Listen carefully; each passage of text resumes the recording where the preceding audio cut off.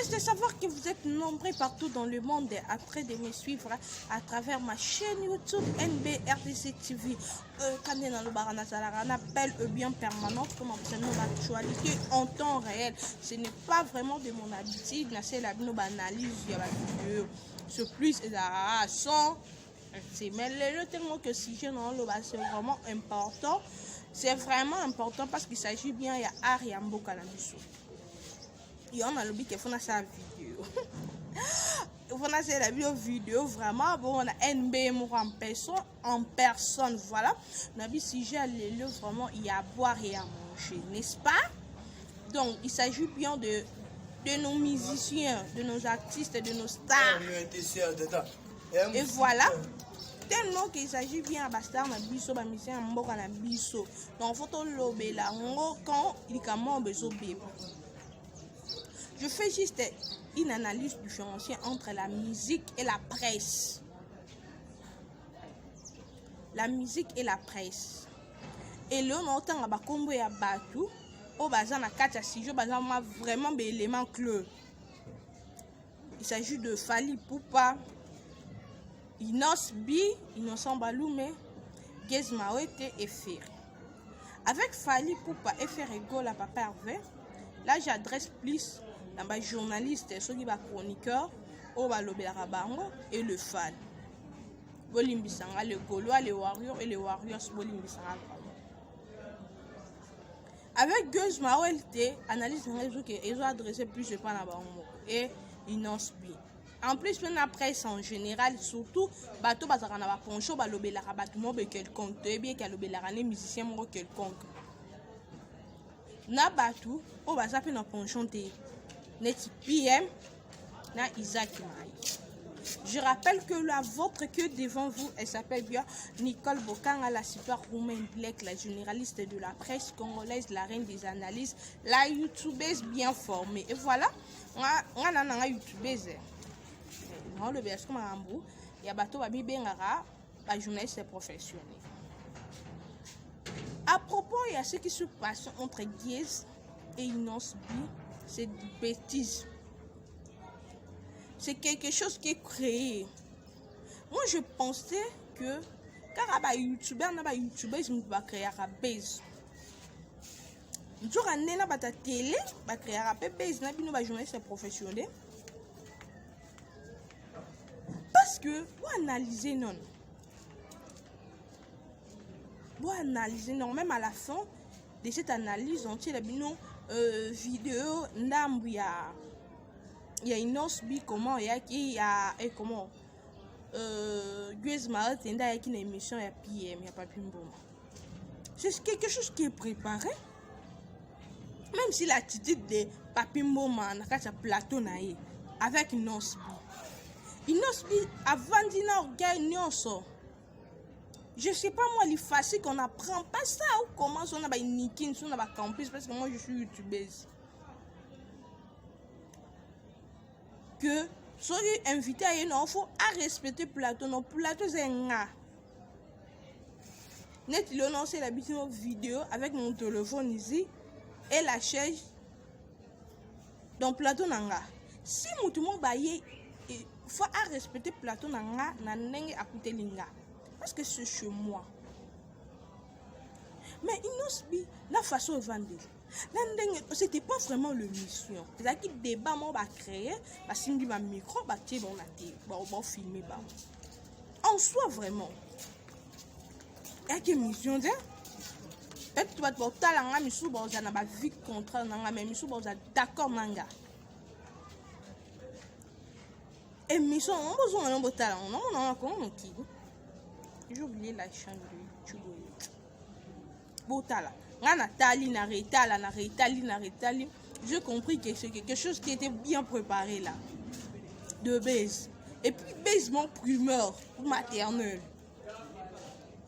et le bata pasteur alité à Ganda bien oui que matang eza mboka ba joski de pas kufa-t-il le lono ba kundi été et ça soit enterré dimanche n'est pas informé non mais bien on va nous créer ba base est-ce que ça ramasse bon pour ni bon moi depuis une chance à moi muke Qu'est-ce qui se passe à moi?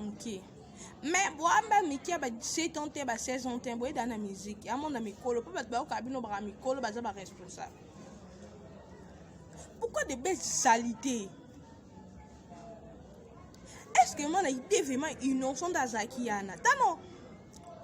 Ou soit, innocent, moi, groupe, bien base, informatique que peut-être tu seras affronté. Ou soit, innocent dans Zaki surpris na plateau. Mais au moins, Papi Mboma, na Gueuse Maouete, Bazaki au courant.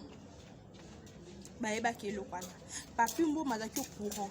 Il y a un autre innocent dans le plateau, on est très à l'aise dans le niveau moins de peur qu'il y ait qui créé base.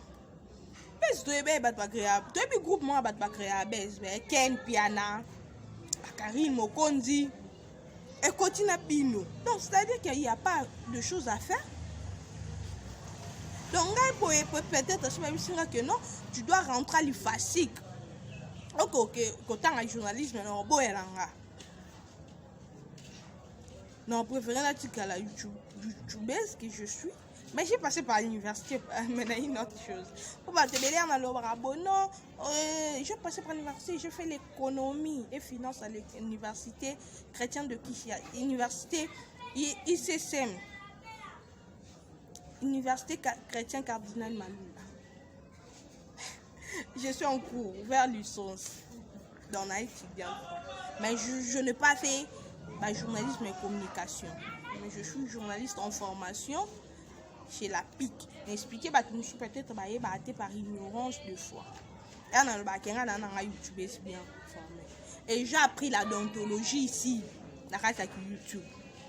La déontologie de YouTube dit comment? Quand il y a l'actualité, il faut parler. Mais la déontologie, au final, je n'ai pas appris ça. Mais je vécu ça dans YouTube.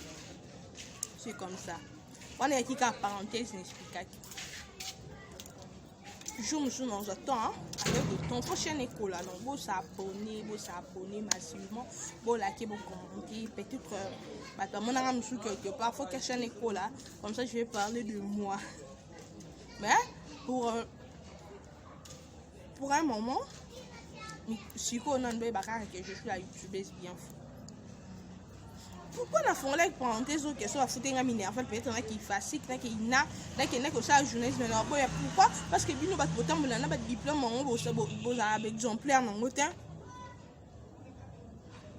vous avez exemplaire dans motin et le connaît ça bien préparé nga na otala attitude ya Papi Mboma na kati ya plateau na ye attitude ma Papi Mboma na ki na innocent kati ya plateau est-ce que moi ezaki wana émission tu es réaliste, émission pour l'élection en France 24. Si Badno se va critiquer, puis ça, le journaliste, il a fait quelle école?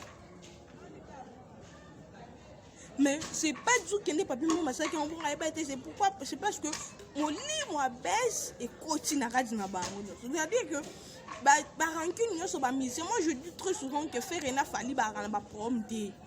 Et ça, fanatique, n'a pas tout balobé la bande, comme ça, on a rancune, rancune. À ça, il fait rien à faire, il y a rancune. Non, ça, la gère à bêtise, il y a un gaz, il y a un salatin. Et ta attitude n'a pas bon, moi, né. Pourquoi qu'est-ce que tu as dit?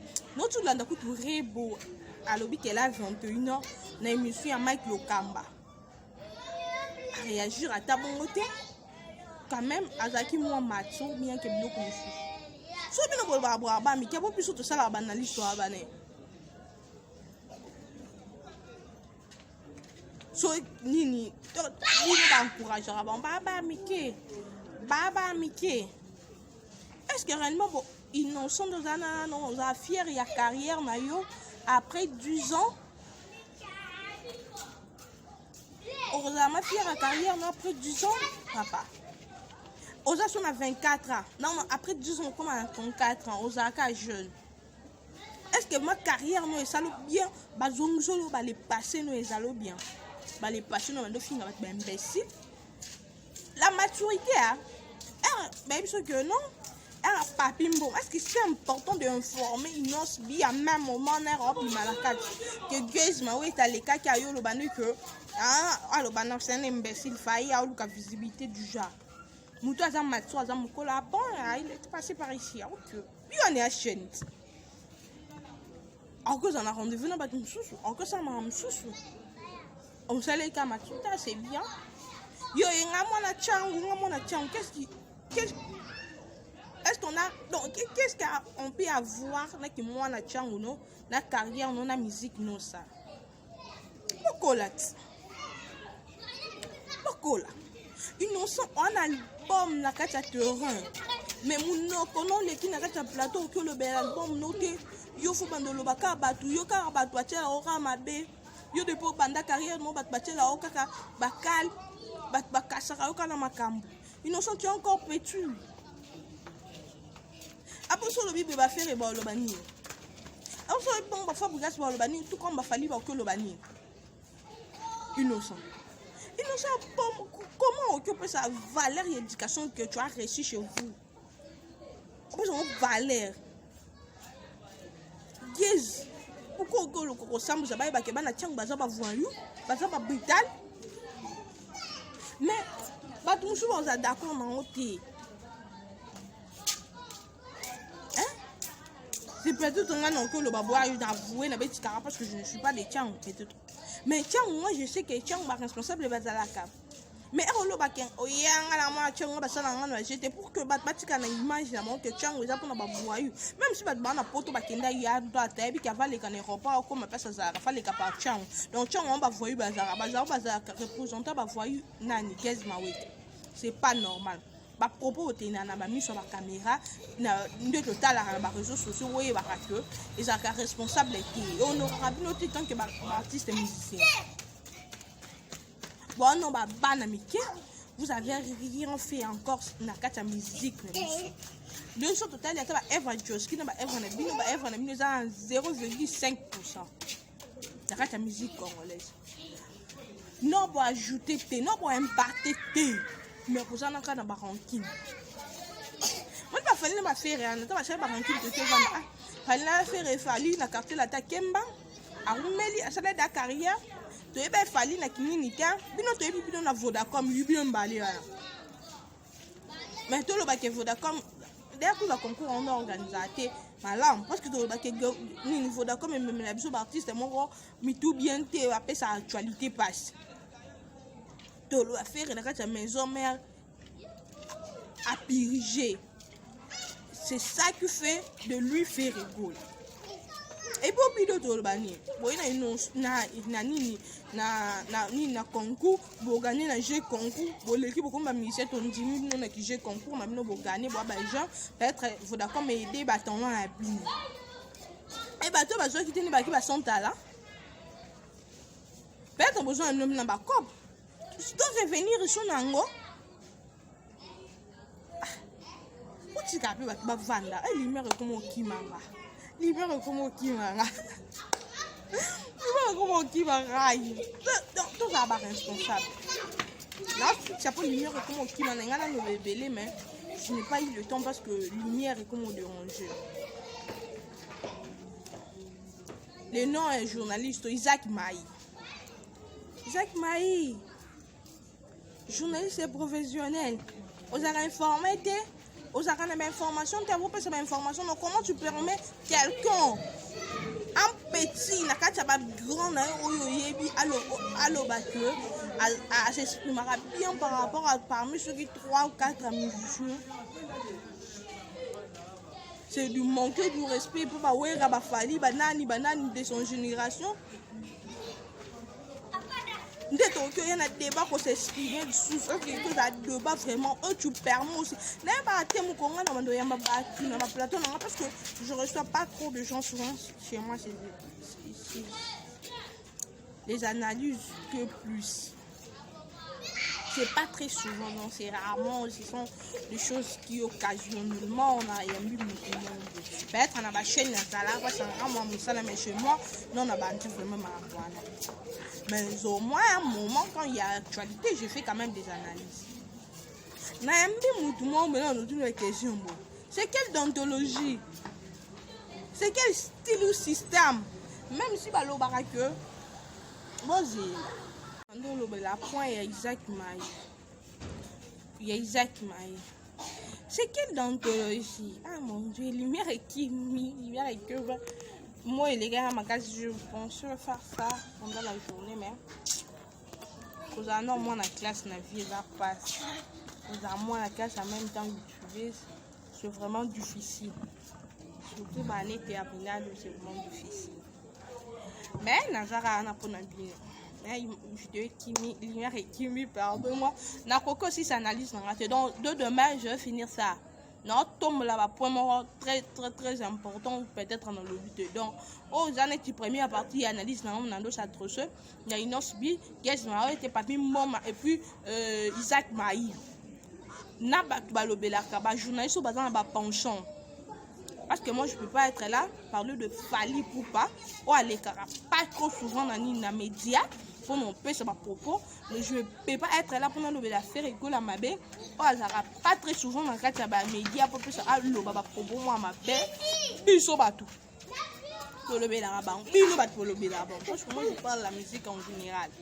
Puis nous va pour le bélarabon, nous avons tout, nous avons le bélarabon, place pour mes marins, place pour la polémique, bien que la musique peut être polémique, mais puis on dévoile la biche parce que je suis mal placé. Donc vraiment peut-être que de mon habitude, n'a le baba comme baba, mais ça non c'est parce que ma grand-mère m'attend à la mongo. Et m'attend à la mongo, mais rester connecté branché sur côté, consommer vraiment très bien cette première partie d'analyse.